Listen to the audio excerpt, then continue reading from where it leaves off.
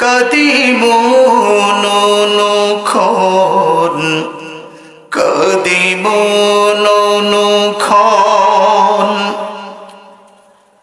উহুদের দাথারা আহমদ যখন লৌহ মাখা কিয়ামতি উঠবি যখন জিহাদ না করি কিভাবে দেখাবে তুমি চাঁদ চেহারা রূপে অতুল। উঠতে একটু দেরি হয়েছে, মাহফিল কমিটির কাছে আমি ক্ষমা চেয়ে নিচ্ছি। আমার একটি মাহফিল ছিল চাটমোহরে, ওইটা শেষ করে আসতে একটু দেরি হয়ে গিয়েছে। তো আপনারা কষ্ট করে অনেকক্ষণ ধরে বসে রয়েছেন, আপনারা কি আমাকে ক্ষমা করে দিয়েছেন ইনশাআল্লাহ? আমার ভাইরা, তো ওই উঠতে একটু দেরি হলো, নামতে যদি একটু দেরি হয়ে যায় তাহলে আপনারা কি শেষ পর্যন্ত থাকবেন না চলে যাবেন? থাকবেন তো ইনশাআল্লাহ। তো ঠিক আছে, আমরা এই কুরআনুল কারীম শোনার পূর্বে এই কুরআনুল কারীমের অধিপতি আল্লাহর নবী তিনটা তাকবীর দিচ্ছি। আজকে জানান দিচ্ছি, আজকে পাবনা জেলার ঐতিহ্যবাহী সঞ্জয়পুর দক্ষিণ পাড়া জামে মসজিদে আজকে আল্লাহর ওলির মেলায় পরিণত হয়েছে। কথা বলেন ঠিক কিনা? আসুন আমরা তাকবীর দেই। আমার ভাইরা, বিশ্বনবীর উপর যখন কোরআন নাজিল হয়েছিল, বিশ্বনবী মক্কার কাবা গৃহের চত্বরে রাত্রি অন্ধকারে তিনি আল্লাহর কোরআন তেলাওয়াত করতেন। আবু জাহেল, আবু লাহাব, উতবা, শাইবা, মুগীরা এরা দাঁড়িয়ে দাঁড়িয়ে অন্ধকারে চুপি চুপি বিশ্বনবীর কণ্ঠে আল্লাহর কোরআন শ্রবণ করত আর দিনের বেলায় কোরআনের বিরোধিতা করত। কথা বলেন ঠিক কিনা? আমরাও যখন কোরআন থেকে কথা বলি ঠিক সেই সময় এই আবু জাহেল, আবু লাহাব, উতবা, শাইবা, মুগীরা তাদের উত্তরসূরিরা আজ কোরআনুল কারীমের মাহফিলে 140 ধারা জারি করে আল্লাহর কোরআন স্তব্ধ করতে চায়। এই কোরআনের জন্য, আমার রাসূলের জন্য যদি জীবন দিতে হয়, রক্ত দিতে হয়, শহীদ হতে হয়, কারা কারা যেটা তো হাত তুলে দেখা যাও সালাম।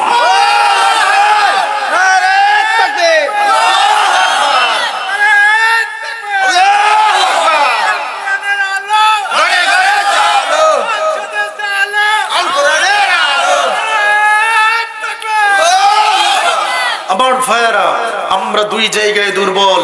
একটি হচ্ছে কোরআন নিয়ে যদি কেউ আজে বাজে মন্তব্য করে, আরেক জায়গায় দুর্বল যে নবীজি আমাদের জন্য সুপারিশ করবেন এই নবীকে নিয়ে যদি কথা বলে আমরা তাদের জিহ্বা টেনে ছিঁড়ে ফেলে দেব। কথা বলো মুসলমান। আমার ভাইয়েরা, গত কয়েকদিন আগে, কয়েক সপ্তাহ আগে জাহাঙ্গীরনগর বিশ্ববিদ্যালয়ে একজন হিন্দু সে এই কোরআনটাকে ছিঁড়ে ছিঁড়ে পায়ের কাছে ফেলেছে, এরপরে আগুন ধরিয়ে দিয়েছে আর বলেছে মুসলমানের সন্তানেরা, বাচ্চারা কি পারলে কি পারবি কর। আমরা দেখতে পেয়েছি আজকে 1 মাস হয়ে যায়, আজ পর্যন্ত একে কোরআনের সঙ্গে বেয়াদবি করার কারণে আজ পর্যন্ত এর বিরুদ্ধে কোনো ব্যবস্থা গ্রহণ করা হয় না। এই কথা বলা ঠিক কিনা? গত কালকে একটা আমাদের এই আটঘরিয়া থানাতে এই যে কি বলে খিদিরপুর, চিনেন তো, ফেসবুকে এইটা পাবলিশড হয়েছে গতকালকের ঘটনা।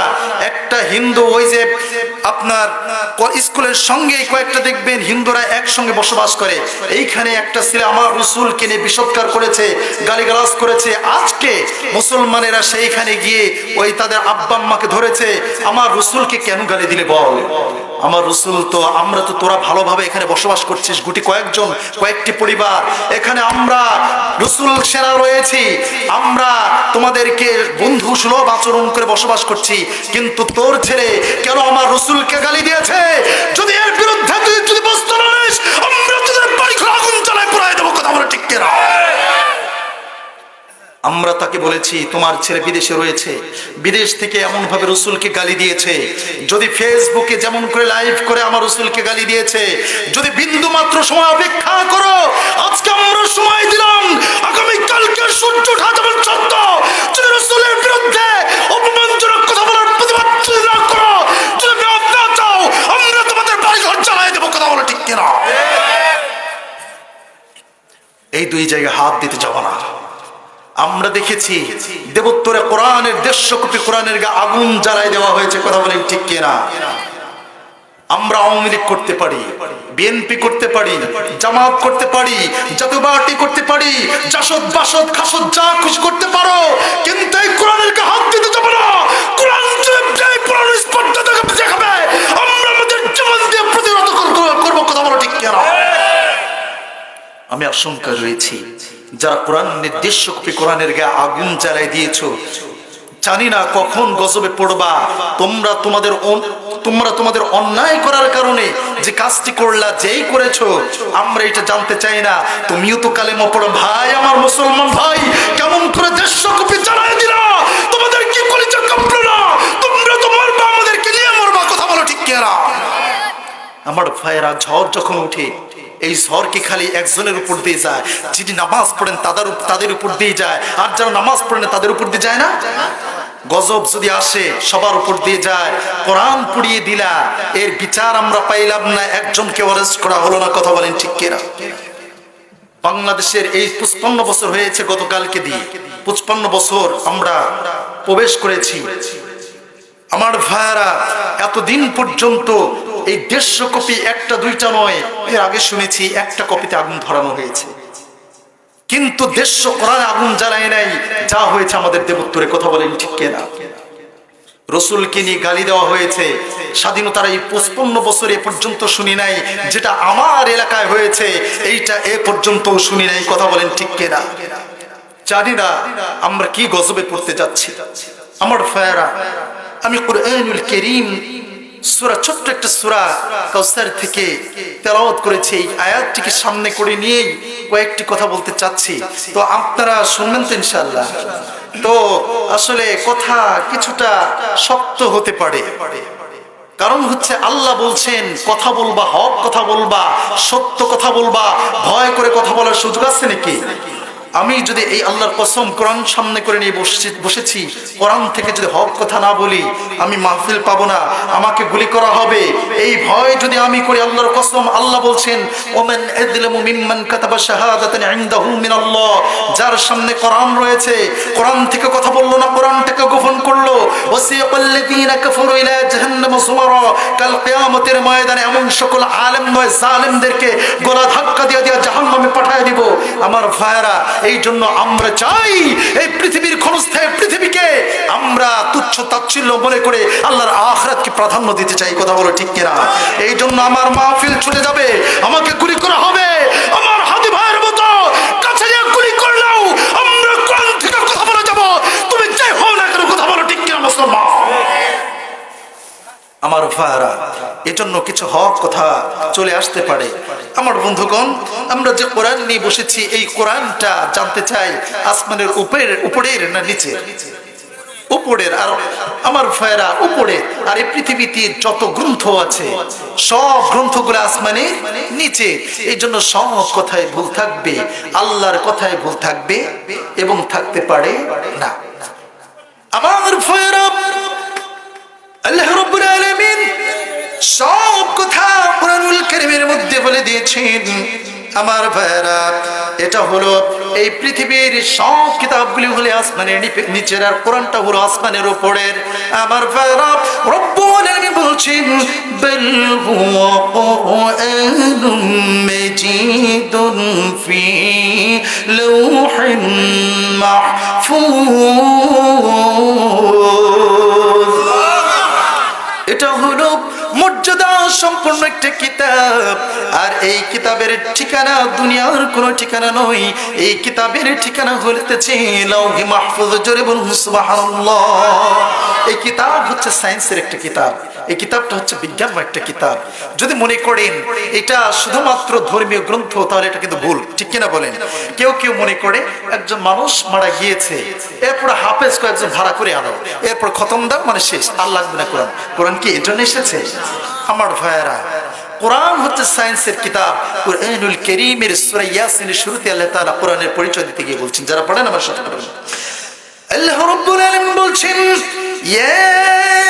ইয়াসিন ওয়াল কুরআনিল হাকীম ইন্নাকা লামিনাল মুরসালিন আলা সিরাতিম মুস্তাকিম।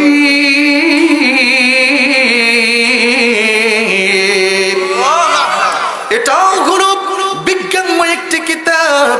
এই যে বিজ্ঞানীরা মাঝে মাঝে মহাকাশের বিভিন্ন তথ্য আমাদের দিয়ে যায়। একবার বলে সূর্য নয় পৃথিবী, আবার বলে পৃথিবী নয় সূর্য ঘরে, not there but the sun moves. কথা বলেন ঠিক কিনা? একবার বলে সূর্য নয় পৃথিবী, আবার বলে পৃথিবী নয় সূর্য ঘরে, এখন তাদের মাথায় ঘরে। কথা বলেন ঠিক কিনা? কিন্তু আজ থেকে ১,৫০০ বছর পূর্বে আল্লাহ পাক রব্বুল আলামিন নিজস্ব এই সূর্যের ব্যাপারে রব্বুল আলামিন বলছেন, লিস-শামসু ইয়ানবাগি লাহা আন তুদরিকাল কমারা ওয়ালিল লাইলু সাবিকুন নাহার ওয়া কুল্লুন ফি ফালাকিন ইয়াসবাহুন। সূর্যের পক্ষে সম্ভব নয় চন্দ্রকে টপকে যায়, চন্দ্রের পক্ষে সম্ভব নয় সূর্যকে টপকে যায়, রাতের পক্ষে সম্ভব নয় দিবসকে অতিক্রম করে, দিবসের পক্ষে সম্ভব নয় রাতকে অতিক্রম করে। যার যার নিজ নিজ কক্ষ পথে পরিভ্রমণ করছে। কার আসতে বলবেন না, কার ইশারায়? সে আল্লাহ রাব্বুল আলামিন বলছেন, যারা এই কোরআনকে মেনে নেবে, এই কোরআনকে ফলো করবে, এই কোরআনের ইত্তিবা যারা করবে, আর তা যদি পূর্ণাঙ্গ হয়ে যায়, রব্বুল আলামিন বলছেন, ফামান তাবিআ হুদায়া ফালা খাউফুন আলাইহিম ওয়ালা হুম ইয়াহজানুন। কোরআন যারা মেনে নিবি, এই কোরআনের ইত্তিবা যারা করবি, আর এই কোরআনকে যারা ফলো করবে, কাল কিয়ামতের ময়দানে এই কোরআনুল কারীম সুপারিশ করে আল্লাহর জান্নাত পর্যন্ত পৌঁছে দেবে। বলুন সুবহানাল্লাহ। সেই জান্নাতকে আমরা যেতে চাই কি চাই না? আমরা রব্বুল আলামিনের কাছে একটাই ফরিয়াদ করি, অবশ্যই মালিক রব্বুল আলামিন তোমার জান্নাতে একটা আমাদের জন্য বাড়ি বানিয়ে দিও। কথা বলেন ঠিক কিনা? মালিক তুমি জান্নাতি, তোমার কাছে আমায় একটি ঘর বানিয়ে দিও, একটি ঘর বানিয়ে দিও।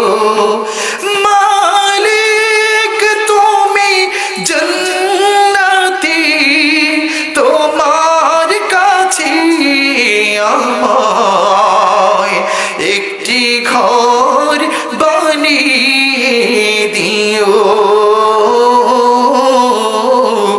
একটি ঘর বানিয়ে দিও, যে বিভীষ পেশাময় মহাদিনে তোমার প্রতিবেশী করে নিও।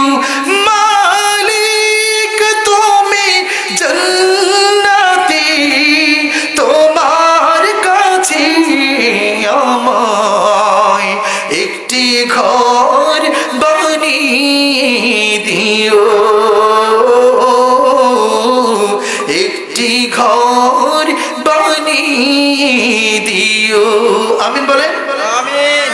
আমার ভাইরা, আপনাদের কি খারাপ লাগছে? চলবে চলবে কতক্ষণ? সারা রাত। আলহামদুলিল্লাহ, রাত যত গভীর হয় আল্লাহর ওলিদের চোখ তত খুলতে থাকে। সুবহানাল্লাহ বলবেন না? আর আজকে এমন একটি রজনী যেটা হচ্ছে জুমার রজনী। সুবহানাল্লাহ বলবেন না?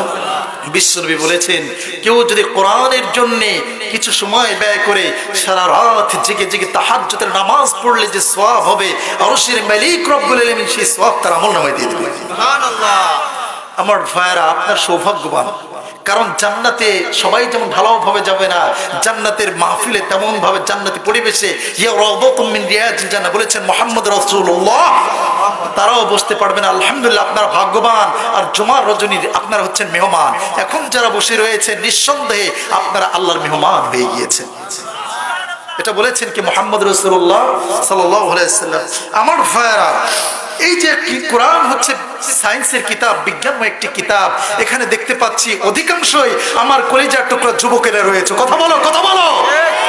আলহামদুলিল্লাহ, আমি খুব ভালো লাগছে যে মুরব্বীদের চেয়ে আমার কলিজার টুকরা যুবক যাদেরকে আমি ভালোবাসি, ছোট্ট ছোট্ট মাসুম বাচ্চা যাদের এ পর্যন্ত গুনাই হয় নাই, এমন অসংখ্য বাচ্চারা এখানে বসে রয়েছে। আলহামদুলিল্লাহ বলেন। এই মাহফিলটা আজকে বরকতময় মাহফিল হিসেবে আল্লাহ তাআলা যেন কবুল করে নেন, নাজাতের উসিলা বানিয়ে দেন, বলুন আমিন। আমার ভাইরা, এই যে কোরআনটা হলো বিজ্ঞানময় একটি কিতাব, আল্লাহ পাক রব্বুল আলামিন কোরআনুল কারীমের ভেতর সুন্দর করে জানিয়ে দিচ্ছেন। যারা পড়েন আমার সাথে পড়ুন, আলাম তারা কাইফা ফাআলা রাব্বুকা বিআসহাবিল ফিল আলাম ইয়াজআল কাইদাহুম ফি তাদলিল ওয়া আরসালা আলাইহিম طيرا أبابيل। জোরে আল্লাহু আকবার। ওই যে আকাশ দিয়ে যে পরিভ্রমণ করছে এটার নাম কি? এরোপ্লেন, বিমান। এরপরে পানির নিচ দিয়ে যে চলাচল করছে ওইটার নাম কি? সাবমেরিন। এই সাবমেরিন আবিষ্কারের তথ্য ইহুদি খ্রিস্টানের কোরআন থেকে, সুবহানাল্লাহ বলবেন না। এরপরে অ্যাটম বোমা, ক্ষেপণাস্ত্র উপর থেকে যে নিক্ষেপ করতে হয় সে কৌশলগুলো ইহুদি খ্রিস্টানরা নিয়েছে কোরআন থেকে। এরপরে আমার ভাইরা, আজকে আমেরিকার সবচেয়ে বড় গবেষণাগার নাসা, নাসার মূল আবিষ্কারের তত্ত্বের কিতাব হলো আল্লাহর কোরআন। বলুন সুবহানাল্লাহ। যে সময় ইহুদি খ্রিস্টানরা কোরআন নিয়ে গবেষণা করে করে আধুনিক যন্ত্রপাতি আবিষ্কার করছে, ঠিক সেই সময় আমরা বাংলার মুসলমানেরা ফতোয়া নিয়ে ব্যস্ত হয়ে পড়েছি। কথা বলেন ঠিক কিনা? সূরা ফাতিহার শেষ করার পরে আমিন আস্তে না জোরে, এরপরে হাত বুকে বাঁধবে না, ছেড়ে দিবে না, কি করবে? এরপরে আমিন আস্তে না জোরে, এরপর দল্লিন না উজল্লিন, এইগুলো নিয়ে আজকে ফিতনা সৃষ্টি করেছি। কথা বলেন ঠিক কিনা? আমার ভাইরা, এই জন্য তুচ্ছ বিষয় নিয়ে যারা ফিতনা করতে চায় এগুলা হলো সবচেয়ে বড় মুনাফিক। কথা বলেন ঠিক কিনা? আমার ভাইরা, আমরা চাই এখন মুসলমানদের ভিতরে ইউনিটি, ঐক্য। কথা বলেন ঠিক কিনা? আমরা চাই না আমার কালেমা পড়া কোনো ভাই রক্তে রঞ্জিত হোক। কথা বলেন ঠিক কিনা? যে বাড়বে সেও কালেমা পড়া, যে মরবে সেও কালেমা পড়া, ভাই এমন বাংলার জমিন আমরা চাই না। কথা বলেন ঠিক কিনা? আমার ভাইরা, ওই যে বিমান আবিষ্কার হয়েছে, আল্লাহ পাক রব্বুল আলামিন আমার রাসূলকে বলেছেন, আপনি কি দেখেননি আপনার প্রভু, আপনার রব আসহাবে ফিল যারা তাদের সঙ্গে হস্তি বাহিনীর সঙ্গে কেমন আচরণ করেছিলেন, যারা আল্লাহর কাবা ভাঙতে এসেছিল, আল্লাহ পাক রব্বুল আলামিন তাদেরকে প্রতিহত করার জন্য আবাবিল নামক বিমান পাঠিয়ে দিয়েছিলেন। বলুন সুবহানাল্লাহ। এই বিমানগুলি তিনটা করে বোমা বহন করেছিল, দুইটা তাদের দুই পায়ে আর একটা তাদের ঠোঁটে। যখন সম্রাট আব্রাহা বিশাল একটা গির্জা নির্মাণ করলো আর লোকদেরকে জানাই দিল, আজ পর্যন্ত আজকে আমি যে গির্জা নির্মাণ করেছি এই গির্জায় এসে সকলকে ইবাদত করতে হবে, কাবা ঘরে গিয়ে আর ইবাদত করতে পারবে না। এমন কথা কেউ মেনে নিল, কেউ মেনে নিল না। মক্কার কুরাইশেরা প্রত্যাখ্যান করলো। কে যেন রাতের অন্ধকারে তার গির্জায় গিয়ে আসল কাম করে চলে আসলো, কি পায়খানা করে চলে আসলো। এমন সময় সেরাগান্বিত হয়ে কি বলতেছি, এটা নিশ্চিত কুরাইশদের কাজ, কারণ আমরা তাদের কাবা ঘিরে ইবাদত করতে নিষেধ করেছি। ভাঙো, কাবা ভেঙে ফেলে দাও। নাউযুবিল্লাহ বলেন। এবার কাবা ভাঙার জন্য বিশাল হস্তি বাহিনী নিয়ে যখন সে কাবা অ্যাটাক করলো, এমন সময় কাবার চাবি ছিল আমার নবীজির দাদা আব্দুল মুত্তালিবের কাছে। এমন সময় আব্দুল মুত্তালিবের 70 থেকে তাফসীর ইবনে কাসিরের ভিতর এসেছে 100টা উট অপহরণ করে নিয়ে চলে গেল। এমন সময় আব্দুল মুত্তালিব এই উটগুলো ফেরত নেওয়ার জন্য এবার সম্রাট আব্রাহার সামনে দাঁড়িয়ে গিয়েছে। সম্রাট আব্রাহা দেখার সঙ্গে সঙ্গে স্বর্ণখচিত চেয়ারে বসা ছিল, কখন যেন দাঁড়িয়ে গিয়েছে তার হুঁশ নাই। কারণ আব্দুল মুত্তালিবের চেহারা কি কম হবে নাকি? কারণ পৃথিবীর শ্রেষ্ঠ চেহারার মানুষ হচ্ছে বিশ্বনবী, তার দাদার চেহারা কি খারাপ হবে নাকি? সুন্দর চেহারার মানুষ দেখার সঙ্গে সঙ্গে কখন যেন জমিনে মাটিতে এসে বসে পড়েছে, হুঁশ নাই। এবার বলতেছে এই লোকটা আবার কি এত সুন্দর চেহারার মানুষ। এবার বলতেছি ইনি হলেন কুরাইশদের সর্দার। কেন এসেছে? ওই লোকটা আরবি ভাষা বোঝে না, কারণ কাবা মক্কার ভাষা তো আরবি, কোরআনের ভাষা কি? ইন্না আনজালনাহু কুরআনান আরাবিয়্যান লাআল্লাকুম তা'কিলুন। আমি কোরআনকে আরবি ভাষায় জন্য নাজিল করলাম যেন পৃথিবীর সবচেয়ে সহজ ভাষা কোরআনের ভাষা তোমরা বুঝতে পারো। বলুন সুবহানাল্লাহ। এখন এই আব্রাহা আরবি ভাষা জানে না, কোরআনের ভাষা জানে না। এবার দুভাষীকে বলল এই লোকটা আবার কেন এসেছে? এবার দুভাষী ট্রান্সলেশন করে বলতেছে এই লোকটা আপনি যে 100টি উট অপহরণ করে নিয়ে এসেছেন সে এই উটগুলা ফেরত চায়। এবার বলতেছে তোমারে দেখি তো মনে করেছিলাম তুমি একজন খুব প্রভাবশালী সুন্দর মানুষ হবে, সামান্য 100 উট অপহরণ করে নিয়ে এসেছি এই জন্য তুমি আমার কাছে চলে এসেছো। ঠিক আছে, উটগুলো নিয়ে চলে যাও, আর আমরা কাবা ভাঙতে এসেছি, পারলে ঠেকাও। এবার বললেন আমি তো কাবা গৃহের মালিক নই, কাবা ঘর যে মালিক তৈরি করেছেন, কাবা ঘর যার, সে আল্লাহ কাবা ঘরের হেফাজত করবে। বলুন সুবহানাল্লাহ। আমার ভাইরা, এবার দুইজন সাথীকে সঙ্গে করে নিয়ে আব্দুল মুত্তালিব কাবার গিলাফ ধরে কেঁদে কেঁদে বলছে রব্বুল আলামিন পৃথিবীর সব মানুষ তার গৃহের হেফাজত করে, আজকে তোমার হাতেই তোমার ঘর হেফাজতের দায়িত্ব দিয়ে দিলাম। বলুন সুবহানাল্লাহ। এবার কাবার চত্বরের সকল লোকদেরকে বললেন এই জমিন ছেড়ে চলে যাও। আমার ভাইরা, যখন সবাই চলে গেল এমন সময় সম্রাট আব্রাহা যখন তার বাহিনী নিয়ে আসলো, বিশাল একটি হস্তি বাহিনী যার নাম ছিল বিশাল হাতি। এই পর্যন্ত এত বড় হাতি পৃথিবীতে আর আগেও আসে না, এরপরেও আসবে না। বিশাল হাতি, শক্তিশালী, তার নাম ছিল মাহমুদ। এবার যখন মাহমুদ তারা চিন্তা করলো কাবার চতুর্দিক দিয়ে বেঁধে ফেলে দিয়া কাবার এক একটি করে ইট আমরা খুলে নিব, কিন্তু আল্লাহ তো সে আল্লাহ, হাতিকে যদি অর্ডার করেন সে হাতি শুনবে কি শুনবে না? হাতি এবার সামনে যায় না, যত এবারে পাথর দিয়ে আঘাত করে, বড় বড় যন্ত্র দিয়ে আঘাত করে, কিন্তু এই মাহমুদের সামনে যায় না। কিন্তু পেছন দিকে যখন টেনে নিয়ে যায় সঙ্গে সঙ্গে হাতে উঠে দৌড়, আল্লাহু আকবার। এবার ব্যর্থ হয়ে গেল। এবার আল্লাহ পাক রব্বুল আলামিন তাদেরকে প্রতিহত করার জন্য ঝাঁকি ঝাঁকি আবাবিল নামক বিমান পাঠিয়ে দিলেন। বলুন সুবহানাল্লাহ। ওয়া আরসালা আলাইহিম তায়রান আবাবিল তরমিহিম বিহিজারাতিন মিন সিজ্জিল ফাজআলাহুম কাআসফিন মাকুল। আল্লাহু আকবার। আল্লাহ তাআলা তাদেরকে প্রতিহত করার জন্য আবাবিল নামক বিমান পাঠিয়ে দিলেন। আর এই বোমাগুলি তারা বহন করলো, 3টা করে বোমা, 2টা তাদের 2 পায়ে আর একটা তাদের ঠোঁটে। এমন ভাবে উপর থেকে ওই বোমাগুলো যে নিক্ষেপ করলেন এইগুলা সরিষার দানার চেয়েও ক্ষুদ্র। বলুন সুবহানাল্লাহ। ওই যে উপর থেকে যখন নিক্ষিপ্ত হতে লাগলো সম্রাট আব্রাহার বাহিনীর চান্দি ফেটে গিয়া এমনকি বুক ভেদ করি এমনকি জমিন পর্যন্ত গেড়ে যেতে লাগলো। আল্লাহ পাক রব্বুল আলামিন এমন ভাবে যখন তাদেরকে নাস্তানাবুদ করে দিলেন, ধরায় দূষিত করে দিলেন, সে আল্লাহ বুঝি এখন আর নাই। আমার ভাইরা, আপনারা বলতে পারেন আল্লাহ পাক রব্বুল আলামিন সেই দিন কাবা গৃহ হেফাজত করেছিলেন, আজকে তো ওই যে ইন্ডিয়ায় বাবরি মসজিদ যখন ভাঙা হলো সেই সময় কেন আল্লাহ সাহায্য করলেন না? কথা বলেন ঠিক কিনা? আমার ভাইরা, যেই সময় কাবা গৃহ ভাঙতে এসেছিল আল্লাহ বলার মতো একজন ব্যক্তিও ছিল না। কথা বলেন ঠিক কিনা? কিন্তু আজকে আপনারা অবাক হবেন, এই পৃথিবীতে 200 কোটিরও বেশি মুসলমান এই পৃথিবীতে রয়েছে। আমার ভাইরা, যতক্ষণ পর্যন্ত আপনারা কোরআনের জন্য জীবন না দেবেন, যতক্ষণ পর্যন্ত আমার রাসূলের জন্য জীবন না দেবেন, ততক্ষণ পর্যন্ত আল্লাহর সাহায্য আসবে না। কথা বলেন ঠিক কিনা? আমার ভাইরা, সেই সময়ে আল্লাহর নাম বলবে, আল্লাহকে আল্লাহ বলবে এমন কোন লোক ছিল না। সেই জন্য আবাবিল নামক বিমান দিয়ে আল্লাহ তাআলা তাদেরকে ধূসীভূত করে দিয়েছিলেন। 3 দিনের ব্যবধানে সম্রাট আব্রাহা কলিজা ফেটে ইন্তিকাল করেছে, মারা গেছে। আল্লাহু আকবার। আমার ভাইরা, আজকে এই বাবরি মসজিদ আবার পুনরায় নির্মাণ হচ্ছে, আলহামদুলিল্লাহ বলেন। তাদের টার্গেট ছিল 300 কোটি টাকা, কিন্তু অলরেডি 500 কোটি টাকা জমা হয়ে গিয়েছে, আলহামদুলিল্লাহ বলেন। তোমরা ছোট্ট মসজিদটা ভেঙে দিয়েছিলা, আল্লাহ পাক রব্বুল আলামিন বৃহৎ আকারে কবুল করে নিয়েছেন। এই ভারত মুসলমানদের কথা বলেন ঠিক কিনা?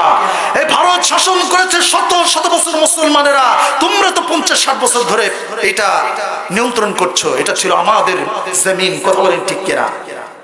আমার ভাইরা, আমি কুরআনুল কারীমের ছোট্ট সূরা সূরা কাউসার থেকে তেলাওয়াত করেছি।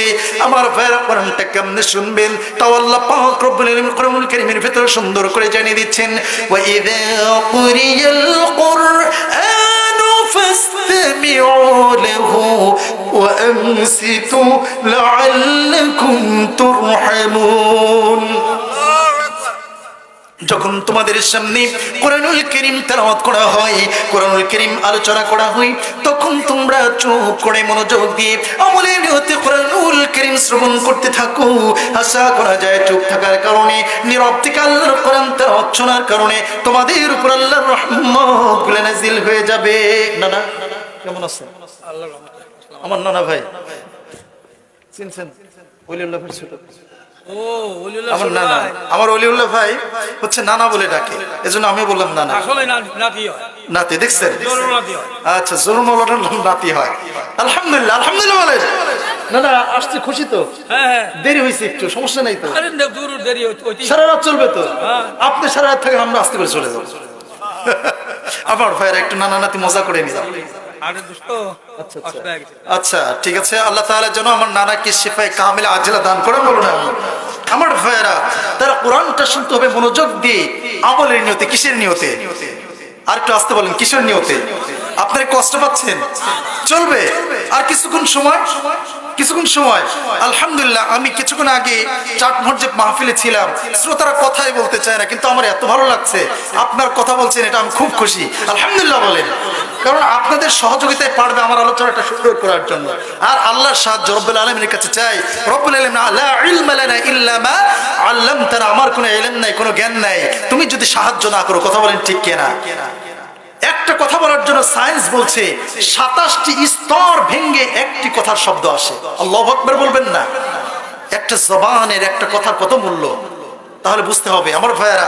তাহলে কুরআনুল কারীমের সবচেয়ে ছোট সূরার নাম কি? আজকে আমরা মুখস্থ করে যাব ইনশাআল্লাহ। বলেন, ছোট সূরার নাম হচ্ছে সূরা কাউসার। ছোট সূরার নাম কি? সূরা কাউসার। এর চেয়ে ছোট সূরা আছে নাকি? আল্লাহ তাআলা চ্যালেঞ্জ করেছিলেন, সূরা কাউসারের মতো একটা সূরা বানাও। তারা ইন্না আ'তাইনাকাল কাউসার ফাশাল্লি লিরাব্বিকা ওয়ানহার ইন্না শানিআকা হুয়াল আবতার। এরপরে তারা একটা শব্দ বলেছিল, এরপরে আর আমরা বলতে পারি না। লাইসা হাযাল কালামিল বাশার, আল্লাহু আকবার। এটা মানব রচিত কোনো গ্রন্থ নয়, এটা আল্লাহর কালাম। চিৎকার দিয়ে বলো সুবহানাল্লাহ। আমার ভাইরা, এটা দুনিয়ার মানুষের লেখা কোনো কিতাব নয়। আমার ভাইরা, সূরা কাউসার আল্লাহ তাআলা নাযিল করেছেন স্পেশালি আমার রাসূলের জন্য। সুবহানাল্লাহ বলবেন না? রাসূলের পাশে যখন কেউ ছিল না, সান্ত্বনা কে দিয়েছেন? আমার ভাইরা, আমার নবীজির একটা তাফসীর ইবনে কাসিরের ভিতরে এসেছে 3 জন সন্তান ছিলেন। একটা বর্ণনা রয়েছে 4 জন পুরুষ ছেলে সন্তান ছিল। কেউ 2 বছর, কেউ 4 বছর, কেউ 6 বছর, কেউ 8 বছরে যখন মারা যায়। বলুন তো দেখি, পৃথিবীর এমন কোনো মানুষ নাই যে ব্যক্তিটার সন্তান যখন মারা যায় চোখের পানি না ঝরে। কথা বলেন ঠিক কিনা? আমার ভাইরা, বিশ্বনবী তো রাহমাতুল লিল আলামিন মৃত সন্তান 8 বছরের কাসিমকে কোলের ভিতরে নিয়ে চোখের পানি ছেড়ে দিচ্ছে। এমন সময় আবু জাহেলেরা বলা বলে করলো, মুহাম্মদ তো কাটা হয়ে গিয়েছে, মুহাম্মদ তো নির্বংশ হয়ে গিয়েছে। বলুন নাউযুবিল্লাহ। আমার রাসূলকে যদি গালি দেয়, আল্লাহ কি সহ্য করতে পারেন নাকি? আল্লাহ পেরেছেন নাকি? আল্লাহ পাক রব্বুল আলামিন শান্তনা সূরা কাউসার নাযিল করে জানিয়ে দিচ্ছেন। আল্লাহ তাআলা বলছেন, ইন্না আ'তাইনাকাল কাউসার ফাশাল্লি লিরাব্বিকা ওয়ানহার ইন্না শানিআকা হুয়াল আবতার। আল্লাহু আকবার। নিশ্চয়ই রাসূল, আমি আপনাকে হাউজে কাউসার দান করেছি, এই জন্য আপনি সালাত পড়ুন আর কুরবানি করুন। কার জন্য? আস্তে বলবেন না, কার জন্য? আর আপনি আমাকে যারা বলতেছে লেজ কাটানির বংশ, প্রকৃত পক্ষে তারাই হলো লেজ কাটানির বংশ। বলুন সুবহানাল্লাহ। আল্লাহ তাআলা আমার রাসূলকে কি সম্মান না দান করেছেন। এই পৃথিবীতে যত নবী এসেছেন সকল নবীকে কোরআনুল কারীমের ভিতর ইয়া হরফে নিদা প্রয়োগ করেছেন। আলেমের বসা রয়েছেন, ইয়া হরফে নিদা প্রয়োগ করেছেন। যেমন আদম আলাইহিস সালামকে ডাক দিয়েছেন, ইয়া আদম উসকুন আনতা ওয়া যাওজুকাল জান্নাহ ওয়া বাতিলকা বিয়ামিনিকা ইয়া মূসা ইয়া ইয়াহইয়া খুযিল কিতাবা বিকুওয়া। আদম আলাইহিস সালামকে ডাক দিয়েছেন, ইয়া আদম, হে আদম। কথা বলেন ঠিক কিনা? ইয়া মূসা, ইয়া মূসা, ইয়া ইয়াহইয়া, হে ঈসা, সরাসরি হে বলে বলেছেন। কিন্তু গোটা 30 পারা কোরআন সার্চ দেন, একটি জায়গায় আমার রাসূলকে ইয়া হরফে নিদা প্রয়োগ করে ডাক দেন নাই। বলুন সুবহানাল্লাহ। যেমন এক জায়গায় আল্লাহ তাআলা আমার রাসূলকে ডেকেছেন কিন্তু গুণবাচক শব্দ প্রয়োগ করেছেন। আমার ভাইরা, আল্লাহ তাআলা বলছেন, ইয়া أيها النبي جاهد الكفار والمنافقين واغلظ عليهم ومأواهم جهنم جل الله أكبر। আরেক জায়গায় আল্লাহ তাআলা আমার রাসূলকে তো ইয়া আইয়ুহান নবী, হে আমার নবী, ইয়া নবী তো বলতে পারতেন। কথা বলেন ঠিক কিনা? যদি ইয়া নবী বলতেন তাহলে কোনো কিছু করার ছিল নাকি পৃথিবীর মানুষে। কিন্তু আল্লাহ তাআলা বলেন ইয়া আইয়ুহান নবী, হে আমার নবী। আরেক জায়গায় ডাক দিচ্ছেন, ইয়া আইয়ুহার রাসূল বাল্লিগ মা উনজিলা ইলাইক। জোরে বলুন সুবহানাল্লাহ। আরেক জায়গায় নাম ধরে ডেকেছেন, সঙ্গে সঙ্গে গুণবাচক শব্দ প্রয়োগ করে বলেছেন, মুহাম্মাদুর রাসূলুল্লাহ ওয়াল্লাযীনা মা'আহু আশাদ্দাউ আলাল কুফফারি রুহামাউ বাইনাহুম তারাহুম ركعا سجدا يبتغون فضلا من الله ورضوانا جل الله أكبر। আরেক জায়গায় বলতেছেন, ইয়া আইয়ুহাল মুসাম্মিল কুমিল লাইলা ইল্লা কলিলা। আরেক জায়গায় ডাক দিচ্ছেন, ইয়া আইয়ুহাল মুদ্দাসসির কুম ফাআনযির ওয়া রাব্বাকা ফাকাব্বির ওয়া সিয়াবাকা ফাতাহহির। আল্লাহু আকবার। গোটা কোরআন সাজেন একটি জায়গায় আল্লাহ তাআলা ইয়া রাসূল, ইয়া নবী, ইয়া মুহাম্মদ বলে ডাক দেন নাই। যে আল্লাহ পাক রব্বুল আলামিন আমার রাসূলকে এত সম্মানসূচক ডাক দিলেন, সেই রাসূলের সঙ্গে যারা বেয়াদবি করবে তাদের সঙ্গে আমাদের কোনো সম্পর্ক থাকতে পারে নাকি? থাকতে পারে? বহুল আলোচিত বিষয়। মাঝে মাঝেই কিছু পিতৃ পরিচয়হীন জারজ সন্তান এরা আমার রাসূলকে গালি দেয়। আসাদ নুরি, সে আমার রাসূলকে গালি দিয়েছিল। সে বলেছিল আমার রাসূল নাকি চরিত্রহীন। বলুন নাউযুবিল্লাহ। কত মানুষ গালি দিচ্ছে, আজ পর্যন্ত একজন শয়তানের বিচার করা হয় নাই। আমার ভাইরা, যদি কোরআন রাষ্ট্রীয় পর্যায়ে প্রতিষ্ঠিত থাকতো তাহলে এমন সালেমদেরকে ইন্টারপোলের মাধ্যমে জাতীয় বাইতুল মুকাররমের সামনে এসে ফায়ার করে উড়িয়ে দেওয়া হতো। আপনারা কি চান আমার রাসূলের সম্মান ইজ্জত রক্ষার জন্য আবার যদি আমাদেরকে লড়তে হয় কোরআনকে রাষ্ট্রীয় পর্যায়ে নিয়ে যাওয়ার জন্য, যদি আমাদেরকে জীবন দিতে হয়, রক্ত দিতে হয়, কারা কারা যেছ তো হাতটা দেখা যাবে মুসলমান।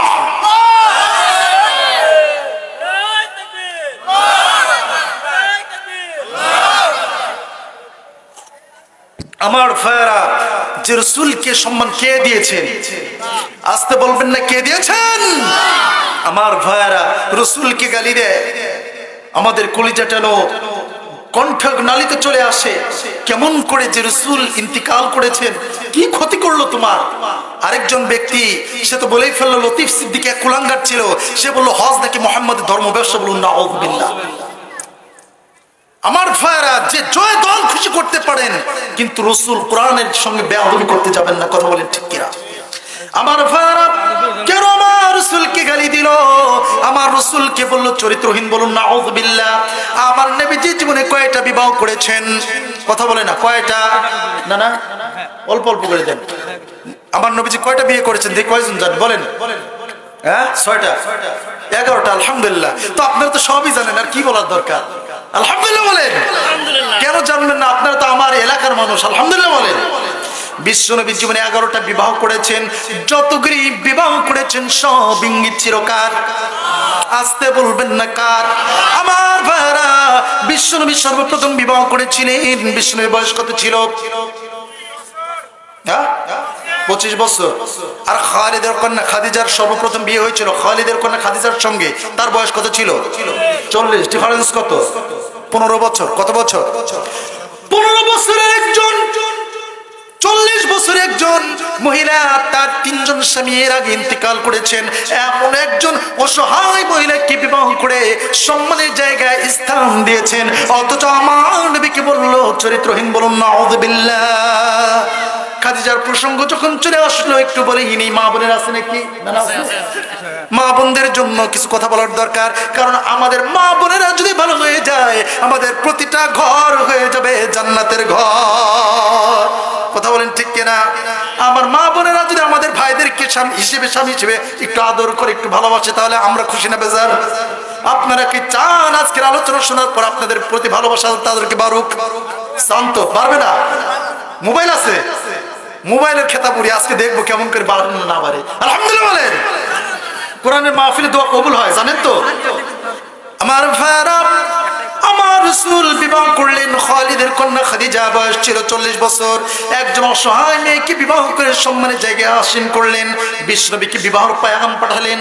বিশ্বনবী গ্রহণ করলেন না, চলে গেলেন চাচার কাছে। বাপ তো নাই, আছে নাকি? বাবা ইন্তেকাল করেছেন, মা ইন্তেকাল করেছেন ছোটবেলায় 6 বছর বয়স। 8 বছরে দাদা ইন্তেকাল করেছেন। আমার ভাইরা চাচার কাছে চলে গিয়েছেন। চাচার কাছে গিয়ে বলছেন খালিদের কন্যা খাদিজার তরফ থেকে বিয়ের পয়গাম এসেছে। আপনি চাচা যদি বলেন হ্যাঁ আমি মুহাম্মদ, হ্যাঁ, আর আপনি চাচা যদি বলেন না আমি মুহাম্মদ না, বলুন সুবহানাল্লাহ। এখনকার যুবকরা তো বাবার মার কথা শুনে নাকি? আমাদের এই চাঁদ ভাই, আমাদের এই পাবনাতে কোন মেয়ে আজ পর্যন্ত কোন ছেলে প্রেম করে বের হয়ে যায় না, যায় নাই? গিয়েছে আলহামদুলিল্লাহ বলেন।